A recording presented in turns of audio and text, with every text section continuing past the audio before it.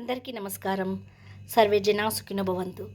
నేను చక్కగా ఇంట్లోనే ఈజీగా మనం గ్రేప్ జ్యూస్ చేసుకోవడానికి చెప్తున్నానండి. ఇలా గ్రేప్స్ తీసుకొని మంచి మంచి గ్రేప్స్ ఇలా చక్కగా కడుక్కోవాలండి. కడిగి ఇలా పక్కకు తీసుకోవాలి.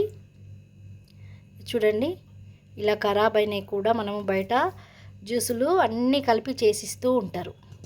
ఇలా మంచి గ్రేప్స్ తీసుకొని మంచిగా చేసుకోవాలి. ఇది మళ్ళీ ఒకసారి మనం శుభ్రంగా కడగాలి.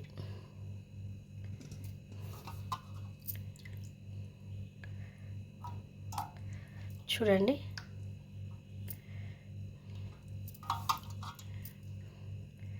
ఇలా మంచి మంచి గ్రేప్స్ తీసుకొని చక్కగా జ్యూస్ చేసుకోవాలండి.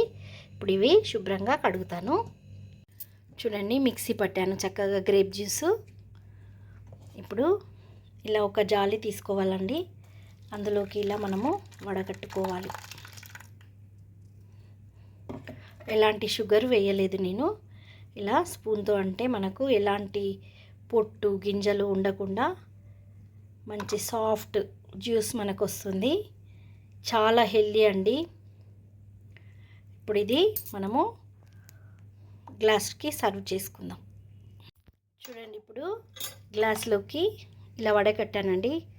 మంచిగా వచ్చింది జ్యూస్. చక్కగా సాఫ్ట్గా ఎలాంటి విత్తనాలు ఏవి లేకుండా వచ్చిందండి.